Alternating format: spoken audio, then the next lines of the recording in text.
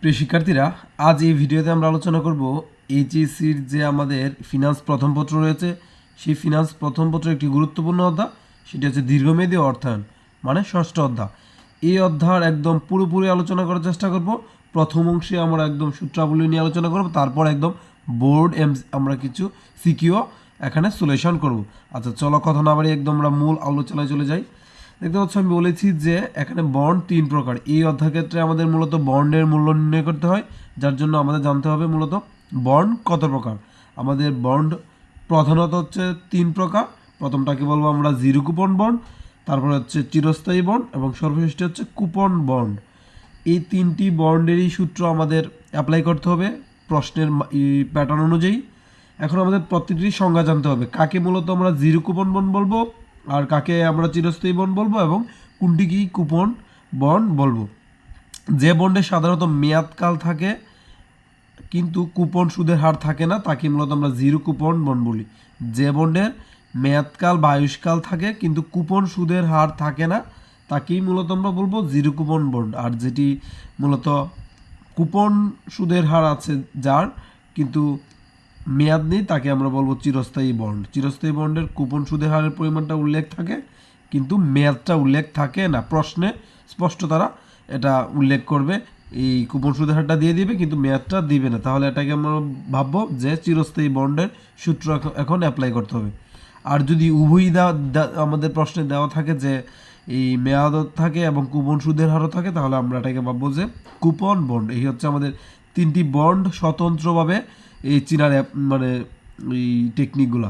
এখন আমরা যেহেতু বন্ডের মূল্য নির্ণয় করব, প্রশ্ন স্পষ্ট বলবে যে এই বন্ডের বর্তমান মূল্য কত নির্ণয় করো, তাহলে আমরা অবশ্যই এটাকে এই ইংলিশে এইভাবে প্রকাশ করব, ভিভি, ভ্যালু অফ বন্ড।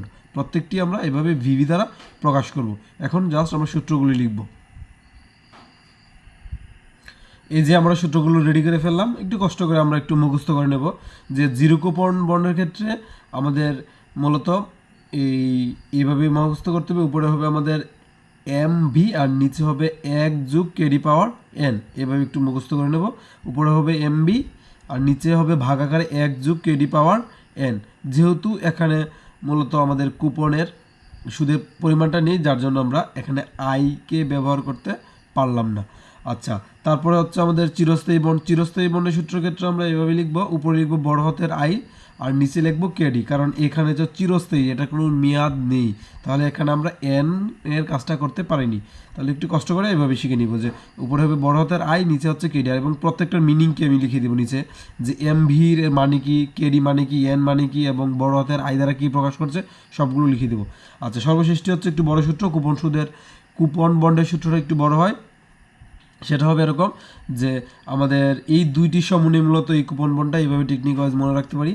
প্রথমেই চিরস্থায়ী বন্ডের প্রথম অংশটা হবে আইকে আমরা কেডি দ্বারা ভাগ করব, আর শেষ দিকে হবে আমাদের জিরো কুপন বন্ডের ভাগটা, যে এমভিকে আমরা ভাগ করেছি এবং 1 যোগ কেডি পাওয়ার এন করেছি। তাহলে এই মাঝ বরাবর জায়গায় একটু পরিবর্তন হবে।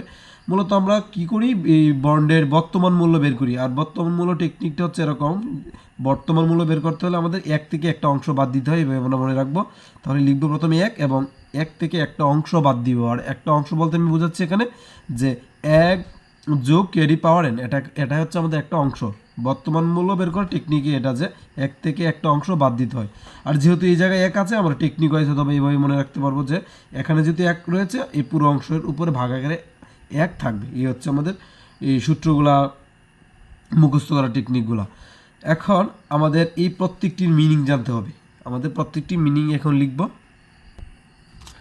এই হচ্ছে আমাদের প্রতিটির মিনিংগুলা, মানে এই যে 3টা সূত্র লিখলাম, এইখানে যাবতীয় যা রয়েছে আমাদের প্রত্যেকটির মিনিং। প্রথমে লিখেছি আমি এমভি, এমতে বুঝিয়েছি মূলত মেজরিটি ভ্যালু। মেচুরিটি ভ্যালু এর বাংলা নাম হচ্ছে অভিহিত মূল্য বা লিখিত মূল্য, এভাবে প্রশ্নে বলা থাকবে। আর কেডি হচ্ছে প্রত্যাশিত সুদের হার।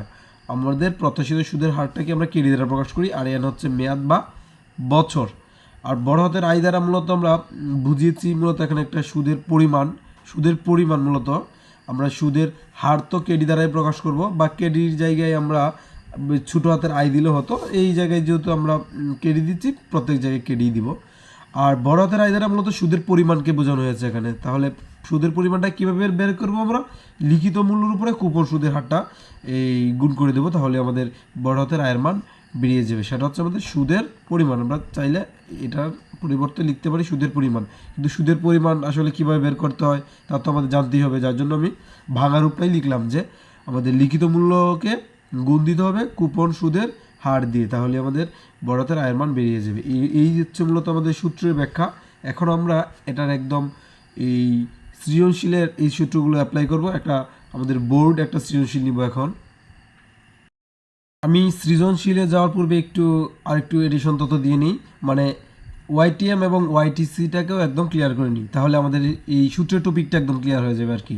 তাহলে ওয়াইটিসি এবং ওয়াইটিএম এই দুইটাও আমাদের প্রশ্নে থাকতে পারে, এই মাঝে মাঝে গ এবং ঘ দাগেও আসে।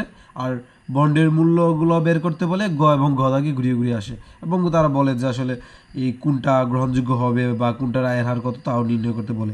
তাহলে বন্ডের মূল্য যখন আমরা বের করবো সেগুলো মূলত বের হবে টাকায়, আর যখন আমরা ওয়াইটিএম অথবা ওয়াইটিসি বের করবো সেগুলো পার্সেন্টেজে বের হবে, মানে হারে এটা উত্তরগুলো আমাদের দেখাতে হবে। আচ্ছা, ওয়াইটিএম আমরা কখন বুঝবো এই যে অ্যাপ্লাই করতে হবে? সবসময় তো আর ওয়াইটিএম বলা থাকবে না, বাংলায় এরকম বলা থাকতে পারে যে মেয়াদ পূর্তিতে আয়ের হার নির্ণয় করে। মেয়াদ পূর্তিতে মানে একদম মেয়াদ সম্পূর্ণ হওয়ার পরে আয়ের হার নির্ণয় করে। তাহলে এরকম যদি বলা থাকে মেয়াদ এর পূর্ণ হওয়ার পর আমাদের আয়ের হার কত হবে, তাহলে আমরা এখানে ওয়াইটিএম এর সূত্র অ্যাপ্লাই করবো। এছাড়া যদি ওয়াইটিএম বলে তো কথাই নেই, এই সূত্রটা অ্যাপ্লাই করবো।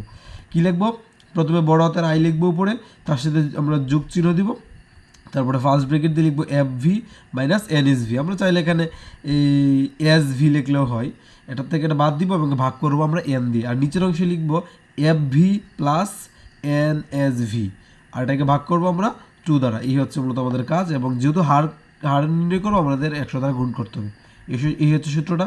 ওয়াইটিসি হচ্ছে প্রায় সিমিলার, যেহেতু ওয়াইটিসি হ্যাঁ প্রায় সিমিলার আসলে বলা চলে না, কারণ একটু না একটু ব্যতিক্রম রাখতে হবে। আমরা এই জায়গায় শুধু এফ ভির জায়গায় আমরা এখানে এই সিপি ব্যবহার করবো, আর এই যে আমাদের নিট সেলস ভ্যালুটা ছিল মানে এনএসভি, আমরা এটাকে এনএসভিও লিখতে পারি বা এসভিও লিখতে পারি।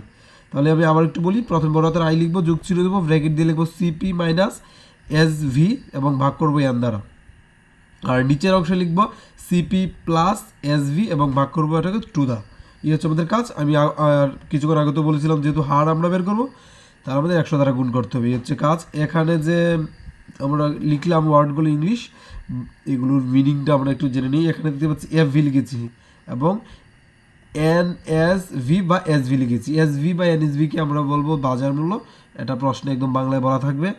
আর যে আমাদের রয়েছে যে এফ ভি, এই এফ ভিকে আমরা এম ভি বলতে পারি এবং সিপি বলতে পারি, এটা সিমিলার মিনিং বোঝায়। তাহলে আমরা সিপি, এমবি এবং এফভি এই তিনটাকেই সিমিলার মিনিং আমরা ভাববো। এটার দ্বারা বোঝাচ্ছে মূলত অভিহিত মূল্য বা লিখিত মূল্য, আর বাকিগুলো মোটামুটি তো সেমই। যেমন কিছুক্ষণ আগেও আমরা আলোচনা করেছিলাম যে আয় কীভাবে বের করতে হয়। আয় মূলত লিখিত মূল্য সাথে আমাদের গুণ করতে হয় কুপন সুদের হারটা, তাহলে বড় হাতের আয় বেরিয়ে যায়। আর এই এসভি তো বললামই যে বাজার মূল্য, আর এর তো মূলত আমাদের বছর বা মেয়াদ। এই হচ্ছে আমাদের এই ওয়াইটিএম এবং ওয়াইটিসির যে ব্যাখ্যাটা। এখন আমরা এই গাণিতিক যে সমস্যাগুলো তা সলিউশন করতে পারি।